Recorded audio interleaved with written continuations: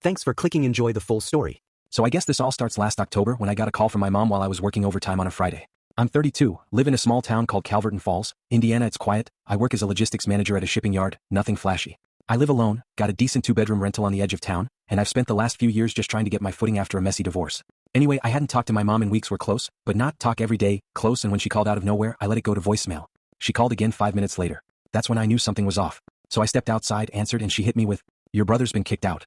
We can't do this anymore. We need you to help." I just stood there staring at the loading dock lights, heart dropping a little. My younger brother, Kevin, 28, has always been complicated. He's got charm, sure. The guy could talk his way into or out of anything, but that's kind of the problem. Growing up in Elkist, he was the golden kid in public, but at home he was chaos. Missed classes, stolen money, wild accusations. Rehab at 21. Moved back in with our parents twice. Both times ended in disaster. I'd been out of the house since I was 19. Built my life the hard way. Kevin? He coasted on second chances until they ran out. Mom kept going. Apparently he'd blown through their savings, borrowed from their credit cards again, and when Dad confronted him, it turned into a screaming match. Dad told him to leave. Permanently. Cops got called when he wouldn't. Now he's sleeping in his car in a Walmart parking lot off I-74.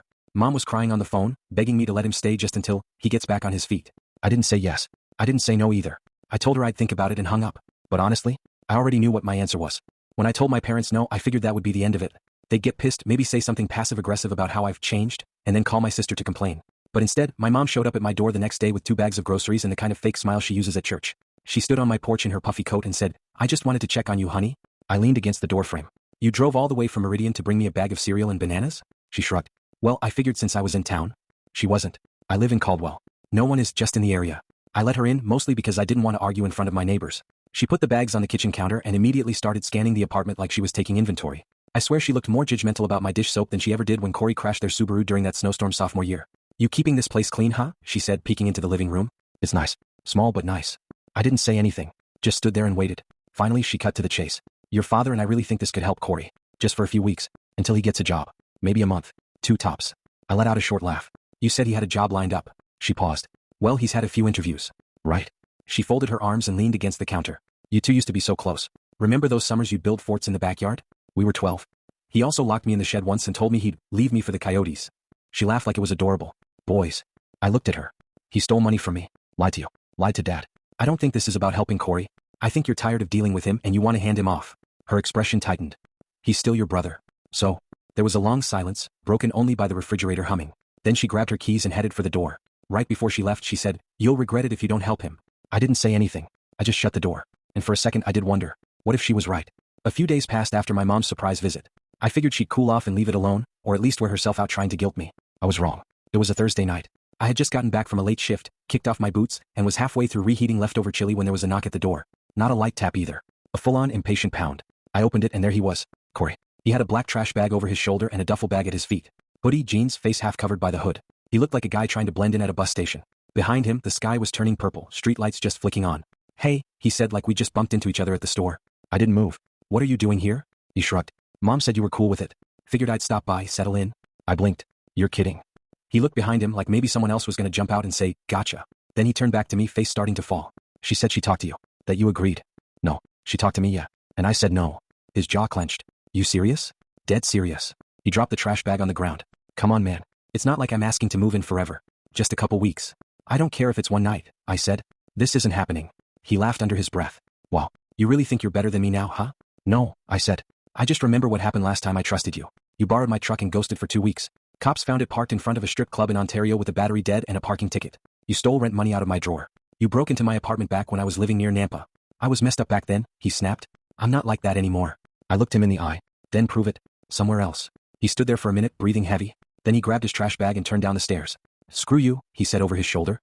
"Enjoy being alone, you miserable prick." I shut the door, locked it, then just stood there for a while. Not feeling good about it.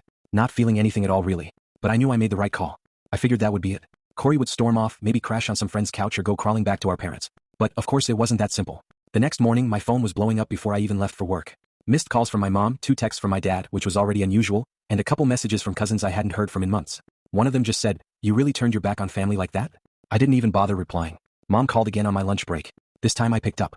"How could you do that to your brother?" she started, no greeting. "I told you I wasn't doing it," I said calmly. "You showed up at my house and dropped him in my lap anyway. He's your family. And I'm not his safety net. I didn't sign up to be his second chance." She huffed. "You think you're better than everyone now just because you're doing okay." I almost laughed. "Doing okay? I was living in a cheap apartment, eating leftovers half the week and trying to stay sane working 2 jobs. I wasn't okay. I was surviving. I'm not better than anyone, I said. I've just had to dig myself out of my own mess, and I'm not interested in sinking back in. She went quiet for a second, then added, he's staying with your Uncle Todd now. But that won't last long. He doesn't want Corey there. That's not my problem. It should be. No, it used to be. But not anymore. She hung up without another word. Over the next week or two, the cold shoulder from the family kicked in full force. I didn't get invited to my cousin Mia's baby shower. Uncle Todd made a passive-aggressive post on Facebook about people who forget where they came from. Even Dad stopped texting me. And you know what? It sucked. I hated feeling like I'd let everyone down. Hated feeling like the bad guy. But deep down I also felt peaceful. For the first time in years, I wasn't waiting for the other shoe to drop. No surprise visits, no late-night calls from Corey asking for bail money or rides across the city. Just me, my space, and a little quiet. Sometimes peace looks a lot like loneliness, but I'll take it over chaos any day. About a month passed without any drama. I kept to myself, stuck to my routine, and started to breathe easier again. That's when the rumors started creeping back in. A buddy of mine from high school, Caleb, still talks to some of the people in our old circle. He texted me out of nowhere one night. Hey, is it true your brother's sleeping in his car now? I just stared at the message for a bit before responding. Maybe. That's not really on me anymore. Then he sent, he's telling people you kicked him out and changed the locks. Said you threw out his stuff too. That one actually made me mad. I hadn't touched a single thing of his. I even folded his clothes and boxed everything up in case he ever came back for it. But I shouldn't have been surprised. Corey always had a talent for rewriting the story to make himself the victim. I didn't reply. I just took a picture of the boxes sitting untouched in the corner of my place and left it at that. Still, it rattled me. Even though I knew the truth, part of me kept wondering how many people were hearing his side and believing it. How many people saw me as the selfish older brother who turned his back when things got hard. A week later, I saw Corey for the first time since that night. He showed up at my job. I was restocking shelves when he walked in looking like hell. Messy hair, dirty hoodie, dark circles under his eyes. He didn't say anything at first. Just stood there, hands in his pockets. I just came for my stuff, he mumbled eventually. All right, I said, keeping my voice flat. It's boxed up. We drove back to my place in silence. He didn't look around when he came in. Just grabbed the boxes one by one and carried them out. On the last trip, he paused at the door. I didn't mean for it to get like this, he said. I was just lost. I looked at him. Really looked. And for the first time I saw how tired he looked. Not just physically but underneath all of it. Like he knew he'd burned too many bridges. I hope you figure it out, I said. He nodded. Yeah, me too. Then he left. And somehow, even though I knew I made the right call, it still hurt. As I spent the following days weighing my decision, my phone buzzed again with a message from Olivia. She had noticed the silence between us and of course reached out. Hey, can we talk? I don't know what's going on with you and Mason, but we need to figure it out. I'm not asking for your forgiveness or anything, but we can't just leave things like this. I stared at the message for a while, feeling the pressure of what it represented. There was a whole weight on me now, this constant tug of war between what I wanted, what I thought I could do, and what my family expected of me. I typed a quick response. I'll be over tomorrow. Let's talk. When I showed up at Olivia's house, Mason was already there. He was sitting on the couch, legs crossed, fidgeting with a beer in his hand. His eyes didn't meet mine as I walked in. Nice to see you too, I said, though my voice had a bite to it. Olivia shot me a look and I softened. I'm sorry. Let's just get this over with, I added, glancing at Mason again. I sat down across from him. There was an awkward pause before Olivia cleared her throat. So what happened? She asked. You guys were fine. 1 minute it was just another disagreement. The next things went south. Fast. I hesitated. The words felt like they were lodged in my throat, but I knew it had to come out. I don't know what changed. But Mason's been treating me like, I trailed off, unsure how to phrase it. Mason finally spoke up and his voice was low. Like what, Ben? You're pissed because I said I didn't want to be a part of this family dynamic anymore? I felt my jaw clench. That's not it. You've been taking shots at me from the moment I walked in here. Every time I try to do something right, you throw it back in my face. Olivia's eyes shifted between us, concern still etched on her face. She had known me for years, watched the slow development of this rivalry between me and Mason. But what I didn't know was whether she understood how deep it ran. Mason stood up abruptly, a flash of anger in his eyes. You think I've been hard on you? You think I'm the only one to blame? I never said that. But you sure as hell implied it, he shot back. Do you know what it's like for me to watch you waltz in here like you own the place? I had to grow up fast. You had it easy. I stood up as well, taking a step toward him. The heat of our words filling the room. I don't want anything from you, Mason. All I wanted was to feel like part of this family, not someone you resent for showing up. Then maybe you should have stayed gone, Mason snapped. The room went dead silent, my heart pounding in my chest. The weight of Mason's words crashed into me like a tidal wave, and in that moment I could see it all. The truth we had both been dodging, the years of built-up resentment, frustrations, and misunderstandings. I wasn't sure how to respond. I stood there for a few long seconds, absorbing everything. Eventually, I let out a shaky breath. I'm done, I said quietly, my voice breaking a little. I don't need this. I don't need any of this. With that, I turned around, walking out of Olivia's house. I didn't even glance back. But I knew deep down that walking away wasn't the end of it. This was only the beginning of something far messier than I could have anticipated. The days after walking out of Olivia's house felt like a blur.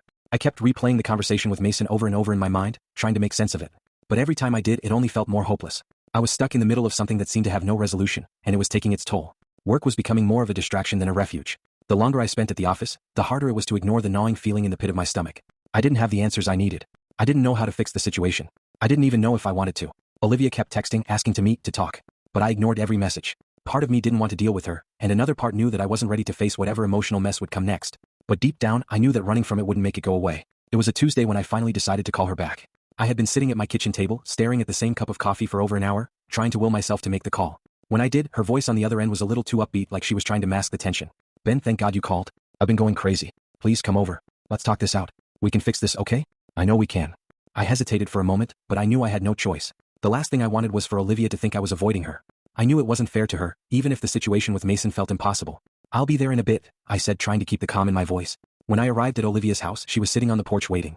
She looked up as I pulled into the driveway, her expression hopeful but weary. I walked toward her, my hands stuffed in my jacket pockets. Ben, she said softly, I've been thinking a lot about what you said the other night.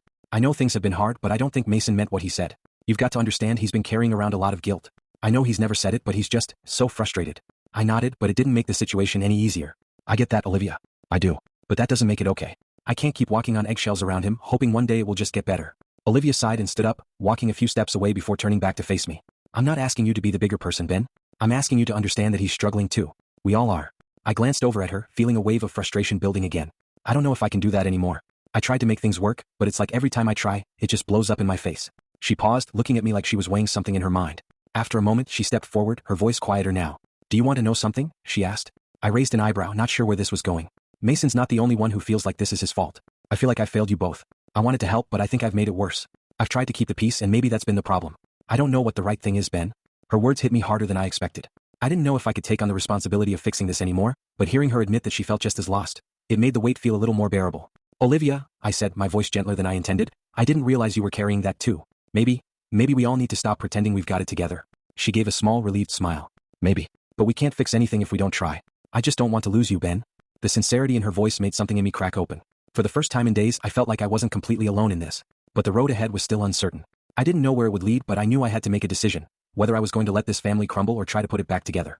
After that conversation with Olivia, I walked away with more questions than answers. But for the first time in a while, I didn't feel completely trapped. There was something comforting in the uncertainty, in knowing that we were all struggling together, that none of us had the perfect solution, but at least we were acknowledging it. Over the next few days, Olivia and I exchanged more texts and calls. She wasn't pressuring me for anything, just checking in, offering her support. It felt different, more genuine. I wasn't sure where things stood between us, but I knew it was a step in the right direction. Then came the day I had to face Mason. I knew it was coming. I'd been avoiding it for far too long. He was still living in that apartment downtown, and I knew he was probably wondering why I hadn't called. It was overdue, and it wasn't going to be easy. When I pulled up to his place, my heart was pounding in my chest.